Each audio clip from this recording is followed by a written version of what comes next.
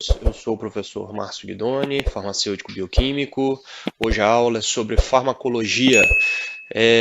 Ao falarmos de Parkinson, nós temos que levar em consideração que trata-se de uma doença neurodegenerativa dos neurônios dopaminérgicos, ou seja, aqueles neurônios que atuam como o neurotransmissor essencial, a dopamina. Então, trata-se de uma perda progressiva da capacidade de transmissão de impulso nervoso desses neurônios que utilizam a dopamina como o neurotransmissor principal, né? A gente pode observar que esses neurônios se localizam em maior parte no estriatum, ou seja, fazem parte da substância negra. A gente vai ver que essa substância negra tem uma relação muito íntima com a metabolização da própria dopamina, que forma a melanina, exatamente essa coloração escurecida desse local onde se encontram os feixes de neurônio dopaminérgico, tem a presença de melanina que se origina a partir da L-dopa, que é um precursor da própria dopamina. A gente vai observar mais na frente que em pacientes que apresentam essa neurodegeneração, há uma perda progressiva da coloração dessa substância negra, que é um indicativo da evolução do Parkinson, né? Ligando esses neurônios dopaminérgicos, nós temos também outros feixes de neurônio que controlam a expressão desses neurônios dopaminérgicos, como os neurônios excitatórios do tipo glutamatérgicos, que utilizam o glutamato como neurotransmissor, tá? Eles têm uma função excitatória desses neurônios dopaminérgicos, enquanto que os neurônios GABAérgicos têm efeitos inibitórios. Eles utilizam o ácido gama-aminobutírico, ou GABA, como neurotransmissor principal. Eles vão estar atrelados e intimamente relacionados aos neurônios dopaminérgicos, que é a função do nosso estudo hoje, que trabalham com a dopamina como principal neurotransmissor. Então, o parkinsonismo é uma síndrome clínica caracterizada, formada por 4 manifestações clínicas principais. Elas são a bradicinesia, que é a lentidão e a pobreza no movimento do paciente, da pessoa, a dificuldade de caminhar, dificuldade postural e a lentidão na execução dos movimentos, né? Também é caracterizado pela rigidez muscular. Em certos momentos, até incapacitante essa rigidez. O tremor em repouso, que talvez no parkinsonismo é o que mais caracteriza, impedindo esse paciente de executar funções motoras finas, por exemplo, a escrita, segurar um objeto, enfim, é o que mais caracteriza, né? E o desequilíbrio postural, também relacionado ao distúrbio de marcha, ao andar desse paciente e possíveis quedas. Em relação ao parkinsonismo também, a idade média de início do aparecimento dos primeiros sinais e sintomas é a partir dos 55 anos. Cerca de 1% desses indivíduos com 60 anos de idade apresentam a doença de Parkinson, tá? Os homens são mais afetados em relação às mulheres, uma relação que vale de 3 para 2. O diagnóstico básico é o aparecimento dos sintomas tremor em repouso, principalmente das mãos, dos lábios e dos pés, e a bradicinesia, essa lentidão no movimento. Tá? Então aqui a gente tem alguns exemplos. Tá? Quais são as características histopatológicas da doença de Parkinson, do mal de Parkinson? A perda neuronal com despigmentação da substância negra, ou seja, a perda da ação e da efetividade desses neurônios dopaminérgicos. Então, veja bem, a perda progressiva dessa função está também relacionada aos níveis, às concentrações de dopamina na fenda sináptica. A gente vai ver que a dopamina é peça fundamental para a gente recompor as características desse paciente parkinsoniano. A despigmentação da substância negra está relacionado à produção de melanina através do metabolismo da L-dopa. O fato desses neurônios perderem as suas funções ou irem se degenerando, gradativamente há uma menor produção de melanina, né, através da conversão da L-dopa, consequentemente uma despigmentação da substância negra. Isso é um indicativo da perda progressiva desses neurônios. O aparecimento também de corpúsculo de Lewis, que nada mais é um infiltrado inflamatório, né? Mostra também que o parkinsonismo tem um fundo inflamatório progressivo. A presença de células eosinofílicas nesses neurônios é um indicativo de que há uma degradação contínua e progressiva inflamatória. Nós vamos ver que o estresse oxidativo vai estar relacionado com essa inflamação, né, presente nesses neurônios. Também a perda progressiva dos neurônios contendo a dopamina, entre 70% e 80%. Nós vamos ver que o tratamento farmacológico para o Parkinson a gente tem como função tentar, por diversos meios e mecanismos diferentes, elevar a concentração de dopamina na fenda sináptica. Tá? Então você pode observar num paciente não parkinsoniano que o feixe de neurônio dopaminérgico tem uma coloração escura devido à presença da melanina, enquanto que o paciente parkinsonista ele vai perdendo essa coloração gradativa devido à queda na produção de dopamina. Tá? A dopamina está diretamente relacionada à transmissão nervosa desses feixes de neurônios dopaminérgicos e no Parkinson ocorre uma diminuição dessa produção dopaminérgica, diminuindo a força de transmissão do impulso. Então, o tratamento de um paciente parkinsoniano, o Parkinson não tem cura, tá? Mas a gente tenta ao máximo aumentar essa dopamina na fenda sináptica por diversos mecanismos, ora aumentando a sua liberação, ora diminuindo a sua recaptação, ora diminuindo a sua degradação, ou ora utilizando substâncias agonistas pós-sináptica, que aumentam a transmissão dos neurônios pós-sináptico. Então, a síntese do tratamento como um todo o foco de ação é exatamente a dopamina. Tá? Então, a dopamina é onde todos os fármacos vão atuar para tentar reequilibrar os níveis na fenda sináptica para melhorar os sinais e sintomas desse paciente. Então, a dopamina é a nossa molécula, é o nosso neurotransmissor essencial de trabalho no parkinsoniano. Então, trata-se de uma catecol, um grupo catecol-amina, tá? Da mesma família da adrenalina, da norepinefrina, da noradrenalina, tanto que nós vamos ver que a metabolização da dopamina vai formar a epinefrina e a norepinefrina, é um caminho metabólico natural da dopamina, tá? O aminoácido precursor básico da formação da dopamina é a tirosina, que é convertida em L-dopa, ou também conhecida como levodopa, e da L-dopa forma-se a dopamina. Tá? A L-dopa também pode ser convertida em melanina, por isso a presença dessa pigmentação da substância negra, aonde nós temos neurônios dopaminérgicos em que a dopamina tem a rota de produção, nós também temos essa pigmentação. Então a despigmentação é exatamente a interrupção dessa formação da melanina, que é um indicativo do Parkinson.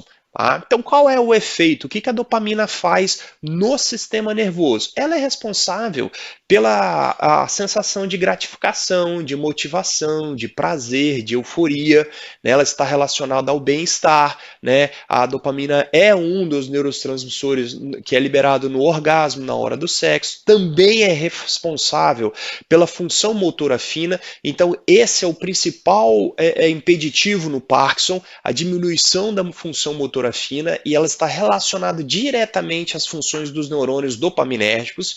A dopamina também controla a compulsão alimentar, né, dá aquela sensação de satisfação ao paciente, à pessoa na hora de comer. É aquela história do chocolate, que você come um pedaço e dá vontade de comer a barra inteira. Então está relacionado aos níveis de sensação de prazer, de euforia, de satisfação.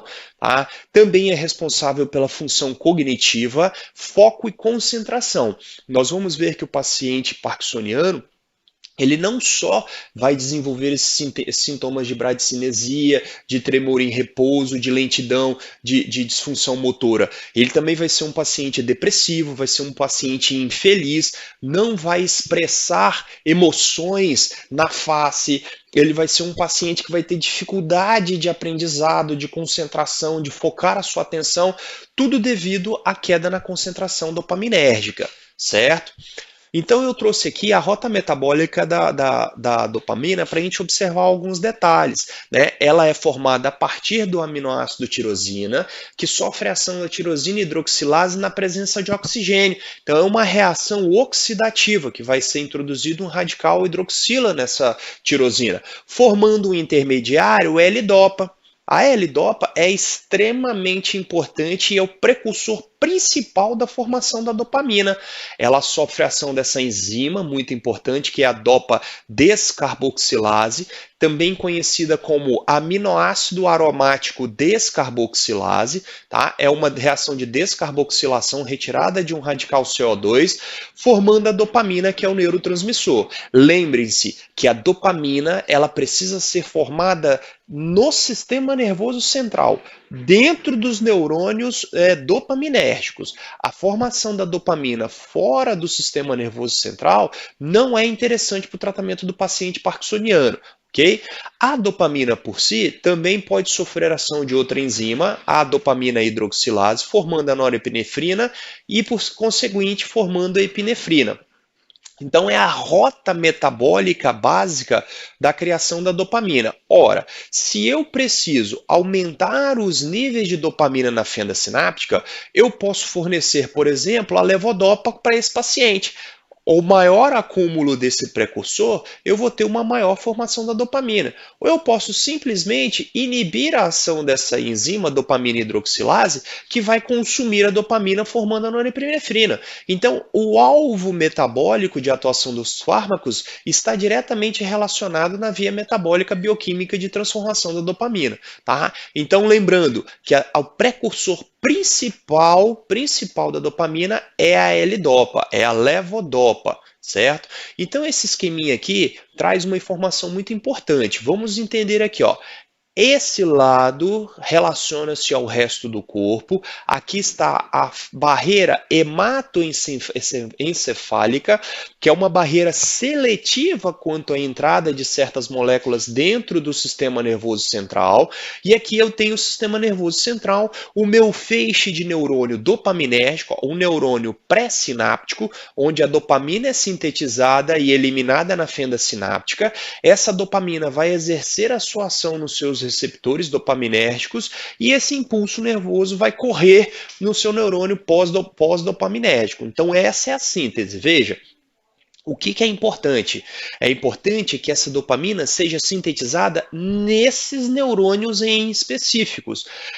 Nós precisamos aumentar a concentração de dopamina aqui, nessa fenda sináptica, dentro do sistema nervoso central, no estriatum dos neurônios dopaminérgicos, certo? Na hora que o paciente recebe na alimentação a tirosina, ela sofre a sua oxidação formando a L-dopa.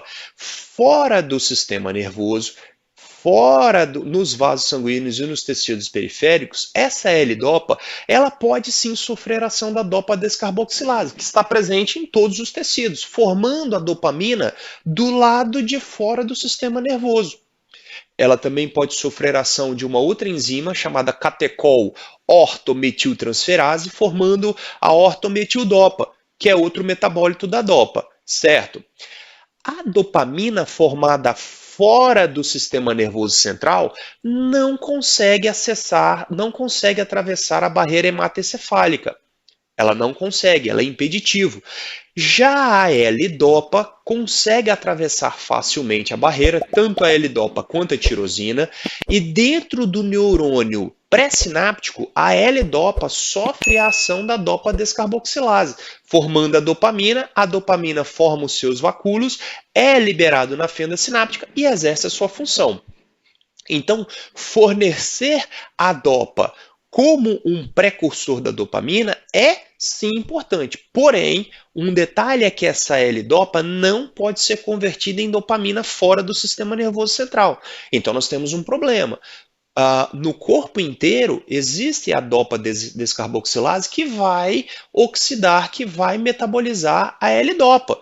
Então, fornecer só a levodopa não é um bom sentido, porque ela acaba que por si só sendo metabolizada em 99% fora do nosso corpo. De toda a L-Dopa que nós consumimos, né, que é convertida através da tirosina ou nós fornecemos através de medicamento, apenas 1% atravessa a barreira hematoencefálica, formando a dopamina na fenda sináptica. É uma quantidade muito pequena. Uma das saídas é nós utilizarmos um inibidor da dopa descarboxilase. Olha que interessante. A benzerazida ou a carbidopa inibe a dopa descarboxilase, deixando a dopa mais ativa, atravessando mais a barreira hematoencefálica e formando a dopamina dentro do neurônio, onde que é que me importa. A utilização da carbidopa e da benzerazina aumenta em até 10 vezes a concentração de L-Dopa no neurônio pré-sináptico. Isso é importantíssimo. Fazendo essa inibição, eu impeço a formação de dopamina, aumenta a concentração da L-Dopa no neurônio pré-sináptico. Isso é extremamente importante. Observando essa figura, nós vemos que além da dopamina ser formada, eu posso fornecer a L-Dopa, que vai aumentar a formação da dopamina. Essa dopamina na fenda sináptica, eu também consigo estimular essa liberação da dopamina. A amantadina faz isso muito bem. Eu também consigo inibir aqui a recaptação da dopamina na fenda sináptica. Isso vai fazer com que essa dopamina tenha uma concentração mais elevada na fenda sináptica. Como ela age em um receptor, eu também posso usar agonistas de receptores que aumentam o estímulo pós-sináptico. Também posso utilizar aqui o ladostigil, que inibe, impede a ação dessas enzimas que vão metabolizar a dopamina. Por exemplo, a selegiline faz isso muito bem. É um inibidor específico da monoaminoxigenase tipo B. Quando eu impeço a degradação e o metabolismo da dopamina, eu aumento a sua concentração na fenda sináptica e ela vai exercer a sua função de maneira mais excitatória. Então, veja bem, no parkinsonismo, o que nós podemos fazer para tratar um paciente parkinsoniano? Nós vamos tentar aumentar de todas as formas a dopamina sináptica, utilizando diversos mecanismos diferentes, ora agonistas dopaminérgicos, ora antagonistas da acetilcolina, ora liberadores de dopamina na fenda sináptica, ora os inibidores das enzimas monoaminoxigenase, catecol-ortometiltransferase, ora inibidor do periférico da dopa descarboxilase, como é o caso da dopamina. Tudo isso no intuito e no sentido de aumentar a dopamina na fenda sináptica para diminuir, veja bem, diminuir os sinais e os sintomas do parkinsonismo. Ao fazer isso, nós também melhoramos outros sintomas secundários que o paciente apresenta no mal de Parkinson. Episódios de psicose, diminuição da neurodegeneração, as disfunções cognitivas, depressão, ansiedade, as flutuações motoras e, o mais importante, a discinesia, as dificuldades e as interrupções dos movimentos, certo? Então, esse é o prisma, esse é o panorama de tratamento do Parkinson. Tá? Existe uma teoria de que essa neurodegeneração, obviamente, pode ser causada por disfunções hereditárias, genéticas. A principal dela é o acúmulo da alfa-sinucleína, uma proteína mal formada nesses neurônios que acaba levando a sua degeneração. Mas olha só, uma teoria muito bem fundamentada mostra que essa destruição gradativa desses neurônios está relacionada diretamente na formação da dopamina. Como é uma reação oxidativa, o metabolismo natural da dopamina produz espécies reativas de oxigênio. Isso pode ocasionar um estresse oxidativo. O que é um estresse oxidativo? É o equilíbrio, o desequilíbrio entre a formação dessas espécies reativas de oxigênio e a sua inibição pelas enzimas oxidativas. Isso naturalmente acontece numa mitocôndria normal. A mitocôndria é a organela citoplasmática responsável pela produção de ATP, que é a fonte de energia da célula. Uma célula só funciona bem se ela tiver uma mitocôndria funcionando bem. Distúrbios ambientais, seja de toxinas e neurotoxinas, acabam que por promover uma disfunção mitocondrial. Essa mitocôndria não funciona corretamente no sentido de produção de energia suficiente para essa célula nervosa viver bem, né? Essa disfunção acaba que por também aumentando os níveis de espécies reativas de oxigênio e aumentando também o estresse oxidativo. Neuroinflamações também por atuação direta do sistema inflamatório. Lembra que nós falamos que a presença de eosinófilos ali mostra um processo inflamatório contínuo, a produção de óxido nítrico através da óxido nítrico sintase indutível. Isso também acaba a desequilibrar esse ambiente neuronal, promovendo um estresse oxidativo. Esse excesso de radical livre, eles acabam afetando toda a estrutura do neurônio, desde a estrutura metabólica produtiva de dopamina, desde a formação de ATP, ou seja, a fonte de energia da célula, desde também a destruição da membrana desse neurônio. Né? As espécies reativas de oxigênio, o radical livre, ele tem muita afinidade pela membrana da célula, que é formado por lipídios, né? Ele faz a peroxidação lipídica. Isso acaba que por afetando gradativamente, dia após dia, mês após mês, anos após anos, a formação desse neurônio. Então essa neurodegeneração progressiva está também relacionada ao estilo de vida do paciente, ao consumo de álcool, ao consumo de medicamentos, ao estresse natural pela elevação do nível de cortisol. Então, há de se pensar que uma prevenção, uma possível prevenção para precipitação, o aparecimento do Parkinson, nós podemos pensar nisso daqui, na utilização de antioxidantes, no controle desse excesso de radicais livres produzidos dentro dessa célula neuronal, como uma forma de se evitar ou atrasar o aparecimento dessa neurodegeneração. Temos que pensar muito bem nisso, tá? Esse desequilíbrio da balança entre a formação de espécies reativas de oxigênio, que são espécies inflamatórias, nós temos exemplo aqui, ó, o superóxido como o ânion superóxido, o peróxido de hidrogênio e o próprio radical oxigênio singlet, eles precisam ser metabolizados pelas nossas enzimas antioxidantes, ó, a superóxido desmutase, a glutatião peroxidase, a tireodoxina, a catalase. Esse desequilíbrio entre essas espécies inflamatórias e as nossas enzimas anti-inflamatórias é que vai levar ao estresse oxidativo, que vai atrapalhar não só, veja bem, não só os neurônios parkinsonianos, que são os neurônios da formação da dopamina, mas os neurônios relacionados ao Alzheimer, a hipertensão, a diabetes, a aterosclerose. Veja bem, quando nós começamos a avaliar isso daqui como um todo, todas as doenças que levam a uma degeneração de estruturas celulares, elas estão relacionadas ao estresse oxidativo. Precisamos pensar numa forma de controle, de cuidar do nosso paciente, não depois que ele desenvolve a doença, que aí a gente não tem muito o que fazer a não ser melhorar os sinais e os sintomas para melhorar a qualidade de vida desse paciente. É começar a tratá-lo agora, com 20, 25, 30 anos de idade, que ele ainda apresenta esse equilíbrio fundamental, e fazer ao máximo, utilizar ao máximo vitaminas, minerais, antioxidantes, fitoterápicos, nutracêuticos, para manter essa balança sempre estável, sempre em equilíbrio.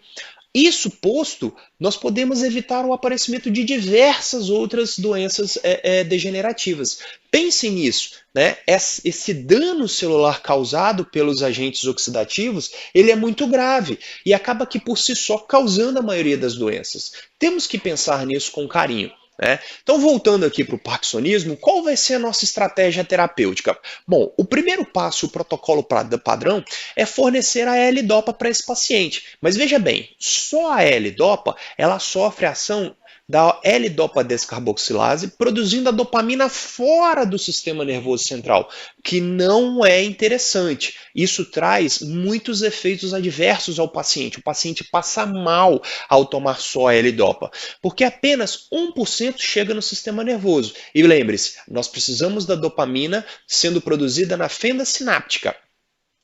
Já se eu fornecer a L-Dopa associada a um inibidor da dopa descarboxilase, como por exemplo a carbidopa, é um exemplo. A carbidopa não consegue atravessar a barreira hematoencefálica, então ela vai neutralizar essa enzima apenas fora do corpo.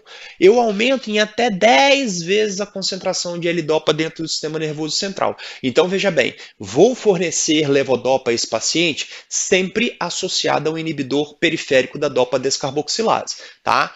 Então aqui nós temos esse esqueminha. Nós também podemos fornecer um inibidor da catecol-ortometiltransferase, como é o caso do etacampone ou tocalpone, tá? São inibidores periféricos também, tá? O tocalpone também pode fazer essa inibição no sistema nervoso, aumentando o nível de dopamina. A L-Dopa, que conseguir atravessar a barreira hematocefálica, chegar dentro do neurônio, vai ser convertida a dopamina. A seleginina também pode inibir a degradação da dopamina através da inibição da monoaminoxigenase do tipo B, e nós também podemos usar, por exemplo, agonistas de receptores dopaminérgicos, como é o caso da bromocriptina, por exemplo. Então a estratégia terapêutica está toda pautada em cima desse processo. Agonistas dopaminérgicos, liberadores da dopamina, a utilização da dopamina, da L-Dopa mais o inibidor periférico da dopa descarboxilase, os inibidores da monoaminoxigenase do tipo B, da catecol-ortometiltransferase, que são enzimas que degradam a dopamina,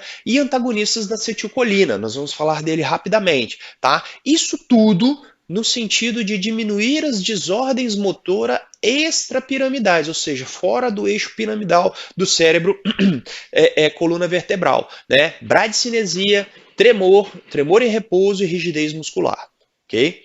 Então, o primeiro grupo de ação que foi utilizado para o tratamento do parkinsonismo são os anticolinérgicos de ação central. Parece que esses anticolinérgicos têm um bom efeito antiparkinsoniano, bloqueando a ação colinérgica central da acetilcolina, né? O nível de acetilcolina caindo no cérebro restaura o nível de dopamina. É uma relação interessante. Os ativos disponíveis no mercado são o biperideno, metixeno, triexilfenidil. O mais utilizado é o biperideno, tá? O Akineton é a forma, eu vou falar aqui, mas não no sentido, veja bem, no sentido comercial da ação, mas no propósito mercantil, né, de conhecer não só o princípio ativo, mas também o que está disponível no mercado. Isso é importante. O biperideno, ele diminui a concentração de acetilcolina e parece que os níveis de dopamina acabam se reestabelecendo, tá? Em associação com a prometazina também apresenta um efeito bacana e diminui bastante os sintomas de tremores, tá? Ele é um antiparkinsoniano, tá? Corretor das síndromes extrapiramidais, produz leves efeitos cardiovasculares e respiratórios, tá? Tratamento sintomático do Parkinson e alívio das reações extrapiramidais quando associado à prometazina, tá? Por via oral, normalmente a dose é de 2 mg 3 vezes ao dia, pode chegar até 20 mg. É contraindicado a hipersensibilidade ao biperideno, glaucoma, cardiopatias descompensadas, insuficiência hepática,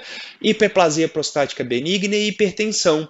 Tá? Nós vamos ver que todos os antiparkinsonianos, como efeito adverso, acabam produzindo hipotensão postural. Então tem que ter cautela. Normalmente um paciente parkinsoniano é um paciente acima de 50 a 60 anos de idade que também apresenta outras desordens, como por exemplo a hipertensão.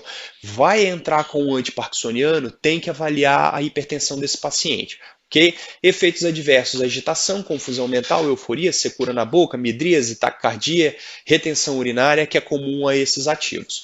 Uma outra classe de fármacos que afetam a dopamina central. Nós temos 4 classes: os agentes dopaminérgicos, os fármacos que aumentam a liberação da dopamina, os fármacos que aumentam os níveis cerebrais de dopamina e os fármacos que diminuem o metabolismo da dopamina. Vamos começar pelos agentes dopaminérgicos, tá? São aqueles que estimulam diretamente os receptores da dopamina central. Nós temos a bromocriptina, a pergolida, o pramipexol e o ropirinol. A bromocriptina já entrou em desuso, mas foi o primeiro fármaco a ser utilizado como antiparkinsoniano. Hoje no mercado disponível com maior efetividade é o pramipexol e o ropirinol. Nós vamos falar um pouco sobre a bromocriptina, que é um alcaloide derivado do esporão do centeio, age direto na substância negra, né, no estriato negro, por estímulo direto e prolongado do receptor dopaminérgico. Diminui também a renovação da dopamina. Ele é tido como antiparkinsoniano, antiprolactinêmico, inibidor da lactação, supressor do hormônio do crescimento, agonista da dopamina e adjuvante na terapia da infertilidade. Tem uma rápida absorção e uma biodisponibilidade baixa, cerca de 28%. Apresenta alta ligações à proteína plasmática, 96% à albumina. Tá? Um pico de efeito antiparkinsoniano é atingido após 2 horas, então o efeito é rápido, é extensamente biotransformado no fígado. A sua eliminação plasmática é bifásica, em uma meia-vida variando de 4 a 50 horas, tá? 98% são excretados nas fezes, sofre biotransformação por reação de conjugação com ácido glucurônico, tá? Então ele é eliminado direto no canal colédoco, né, pela bile junto com as fezes. Que as doses iniciais começam com 1,25 até 2,5 miligramas dia. É contraindicada a pacientes que apresentam deterioração mental, perturbações psíquicas, afecções cardiovasculares graves e úlceras gastrointestinais. Os seus efeitos adversos principais são tonturas, náuseas, a hipotensão está presente praticamente em todos, tá? Interações medicamentosas com contraceptivos orais, estrógenos e progestinas causam amenorreia, potencializa os efeitos dos antihipertensivos, então cautela os pacientes que já tratam a hipertensão, e junto com a levodopa pode produzir efeitos aditivos, tem que haver o ajuste de dose. O pramipexol comercialmente é conhecido como Cifrol, é um agonista dopaminérgico parkinsoniano, é altamente seletivo, sofre rápida absorção, então é bom para tratamento de crises, alta biodisponibilidade, não sofre alteração com o uso em alimentos, tá? E apresenta baixa ligação proteica com depuração renal. O importante é entender que o pramipexol é uma droga que tem vários efeitos adversos. E você introduzir já em altas doses a esse paciente, ele pode sofrer bastante. O correto é ir adicionando esse ativo lentamente e aumentando a dose progressivamente, semanalmente. Eu coloquei aqui um esqueminha importante que mostra que doses de baixas diárias, aumentando progressivamente, diminui bastante os efeitos adversos e melhora bem a qualidade de vida do paciente. Professor, qual vai ser a dose ideal para o meu paciente? Não existe um protocolo para o Parkinson ideal. Vai depender do que você vai estar associando a esse paciente e sim, como que ele vai responder, principalmente na melhora dos sinais e sintomas do Parkinson e no aparecimento dos efeitos adversos. É um ajuste de dose. Às vezes, com 1,5 miligramas diária, esse paciente responde muito bem. Já outros pacientes precisam de 3 miligramas de dose dia. Você vai observar com o quê? Com o tremor em repouso, se o paciente melhora o humor, melhora a bradicinesia. Tudo isso vai ter que ser avaliado. Eu falo que o parkinsoniano é um paciente que quinzenalmente ele está no seu consultório. Você precisa avaliá-lo diariamente, praticamente semanalmente. Tá? Então ele é contraindicado em hipersensibilidade, gravidez e lactação, pode produzir hipotensão ortostática, como todos os antiparkinsonianos, tá? Isso é uma praxe, cautela em pacientes com deficiência renal, os efeitos adversos, tontura, sonolência, insônia, alucinações, náuseas, síndrome extrapiramidais, hipotensão postural, mialgia, incontinência urinária, interações medicamentosas com a levodopa aumentem até 40% a concentração plasmática máxima, então cautela nessa associação. É muito comum o protocolo de início do tratamento parkinsoniano ser com a levodopa e a benzerazida, tá? Então, ao adicionar o pramipexol, tem que ajustar as doses, senão o paciente sofre muito com os efeitos adversos, tá? Um outro representante dessa classe é o ropirinol, o Requip, tá? Ele é bem produzido pela Glaxo, também é um agonista da dopamina, tem baixíssima afinidade por outros receptores, por exemplo, da hidroxitriptamina, do benzodiazepínicos, GABA, muscarínicos, tá? O seu efeito é agonista dopaminérgico. Tem uma média de biodisponibilidade, a concentração plasmática em torno de 1 hora e meia, é bom para tratamento de crises. Os alimentos afetam a sua absorção, então a administração deve ser longe das refeições, atravessa a barreira hematocefálica e a barreira placentária também, apresenta baixa ligação à proteína plasmática e autoeliminação renal. Também tem que ser levado ao aumento de dose gradativo nos pacientes, tá? Semanalmente com um ajuste de dose, ok? Contraindicação, crianças, gravidez, a lactação e hipersensibilidade ao fármaco.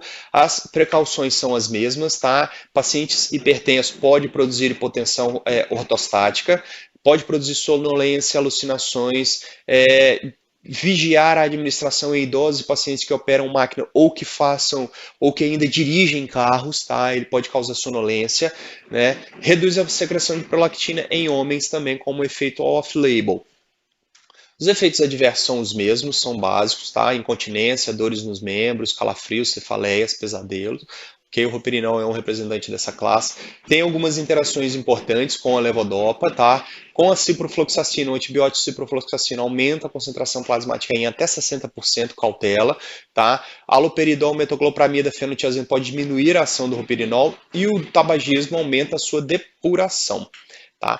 A segunda classe são os fármacos que liberam a dopamina, fazem com que o vacúolo onde a dopamina está presa no neurônio pré-sináptico seja liberado na fenda sináptica. Quem são eles?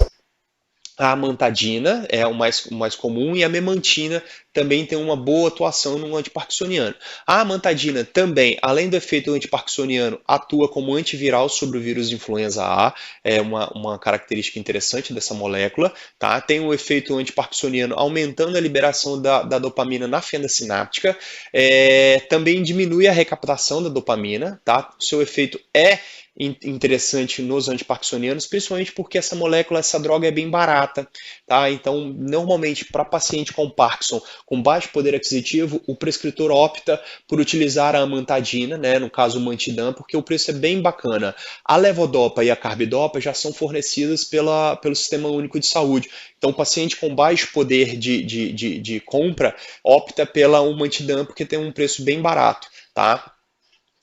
Perto do Cifrol, que o preço é 10 vezes mais caro que a amantadina, ok? A resposta é bem rápida, precisa de uma fase adaptativa e pode ser usada junto com a levodopa e a carbidopa, tá? É bem absorvida pela via oral, atravessa a barreira hematocefálica, não sofre biotransformação apreciável e geralmente o início do tratamento é em torno de 48 a 72 horas. As doses são de 25 a 50, podendo chegar até 200 mg dia. As contraindicações são as mesmas e as precauções também, tá?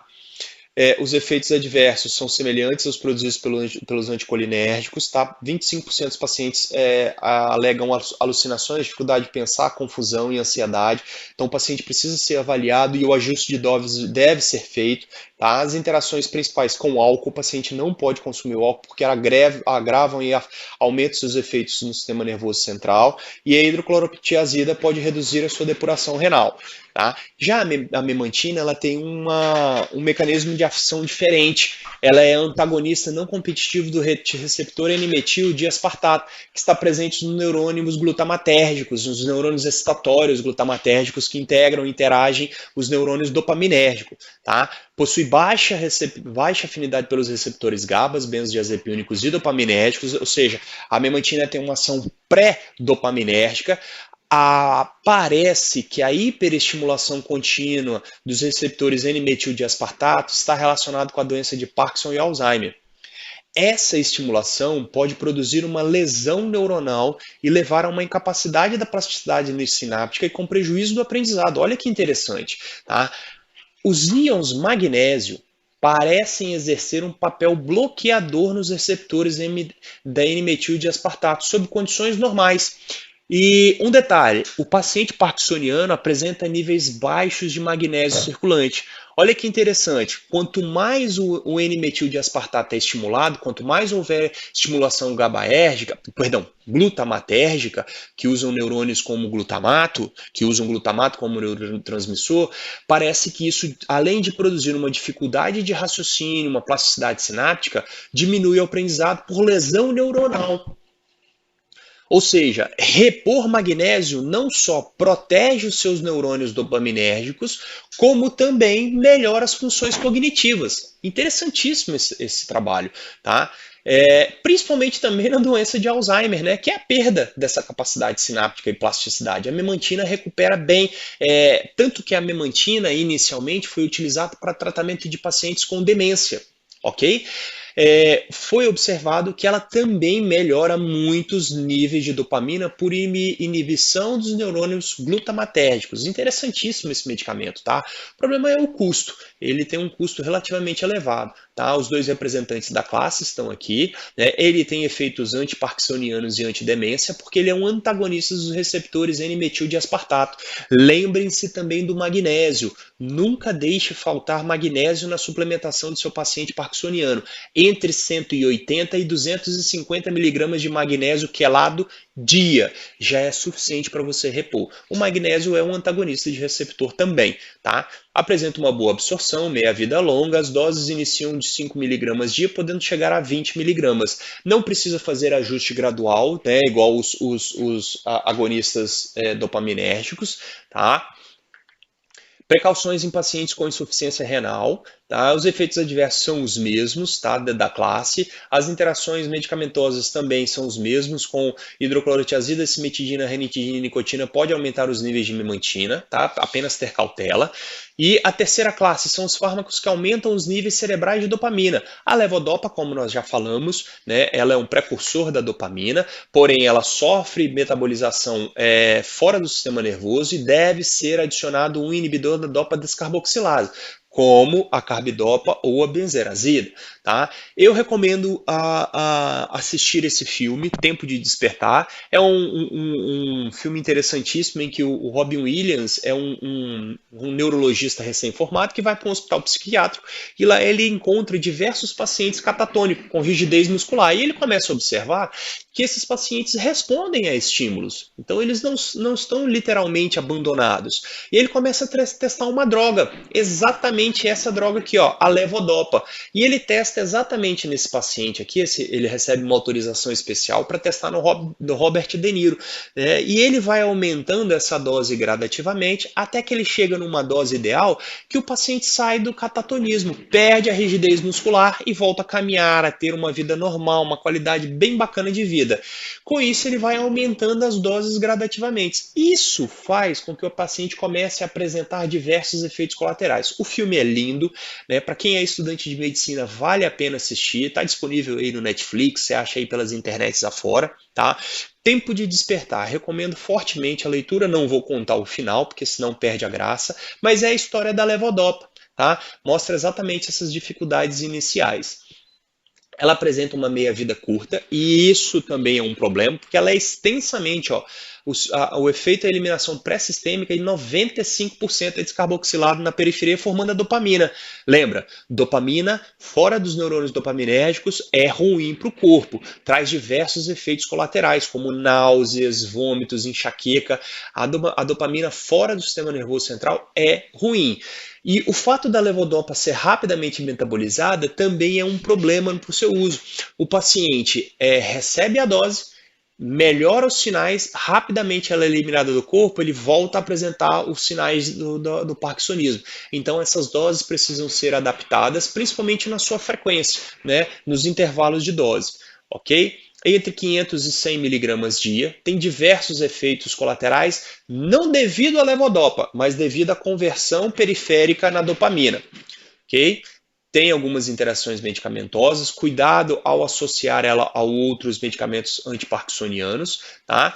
Por exemplo, a seleginina, que é um inibidor irreversível da monamina oxigenase, tá? Tipo B, atua direto no sistema nervoso central, diminui a degradação da dopamina. Isso faz com que aumente a concentração na sinapse, tá? Então aqui, ó, a seleginina age exatamente inibindo a degradação da dopamina, tá? Isso faz com que aumente a sua concentração pós-sináptica, também acaba diminuindo a sua recaptação, melhorando esses neurônios. Então a seleginina é bastante utilizada, é barato, tá? Então o paciente tem acesso, tá? Apresenta uma meia-vida longa e é excretado pela urina. As doses iniciais são de 5 miligramas de 2 vezes ao dia. Se for associar com a carbidopa e levodopa, ajustar a dose, tá? Paciente contraindicado em gravidez e lactação, os efeitos adversos são os mesmos, tá? Para os antiparkinsonianos. E, por fim, os fármacos que diminuem o metabolismo da dopamina, né? Quem são eles? São a benzerazida,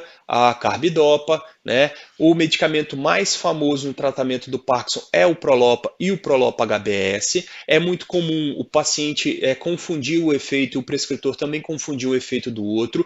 O Prolopa, a liberação da cápsula é imediata, o comprimido não é revestido, isso faz com que o paciente tenha um pico de concentração e essa levodopa é metabolizada, sua meia-vida é em torno de 1 a 3 horas, é rapidamente eliminada. Isso faz com que o paciente tenha que ter uma frequência de tomadas mais curtas.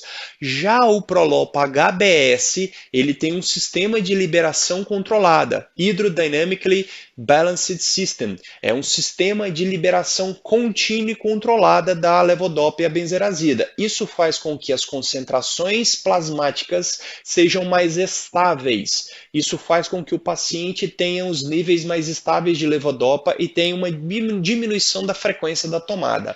Detalhe, tá? Eles sempre me perguntam muito, professor, eu posso quebrar o comprimido do HBS? Não, não pode quebrar o comprimido porque ele foi feito de uma forma, foi produzido industrialmente com um revestimento na forma de manter esse sistema íntegro de liberação contínua desse fármaco no trato gastrointestinal. Consequentemente, a sua absorção para o sistema sanguíneo é uma absorção linear. Então, quando o paciente quebra esse comprimido para ajustar a dose mandado pelo prescritor, você perde esse sistema. Então, o Prolopa HBS não pode ter o seu comprimido rompido para ajuste de dose. O que o prescritor pode fazer e deve é utilizar o Prolopa e, se precisar ajustar a dose, o Prolopa HBS, se precisar ajustar a dose, ajuste com o Prolopa simples, que não tem revestimento e sim, tem liberação imediata. Tudo bem? Esse detalhe é muito importante. Tá? Então, a benzerazida é um inibidor da dopa-descarboxilase extra-sistema nervoso central, associado com a dopa, olha, a levodopa sozinha sofre ação da dopa-descarboxilase periférica, formando a dopamina que não atravessa a barreira hematoencefálica. Ok? Já com o inibidor, por exemplo, aqui no caso da carbidopa, a dopa-descarboxilase periférica é inibida, a dopamina não é formada e a levodopa chega no sistema nervoso e lá ela sofre a ação da dopa-descarboxilase, que tem o seu efeito no neurônio pós-sináptico. Ok? E por fim, esse medicamento é um medicamento novo, a entacampona, tá? É um inibidor seletivo da catecol-ortometiltransferase, também aumenta os níveis plasmáticos de dopamina, tem um efeito sinérgico com a levodopa, tá? O problema desse medicamento é o custo, que é extremamente elevado, mas é um medicamento promissor, com baixos efeitos colaterais. Ok, gente? Muito obrigado. Dá um curte no vídeo aí, tá? Acessem o meu canal, existem outros vídeos de farmacologia, tá? Para vocês poderem se inteirar. E eu estou à disposição em caso de dúvidas e em caso de alguma pergunta ou sugestão. Valeu? Um abraço, até mais!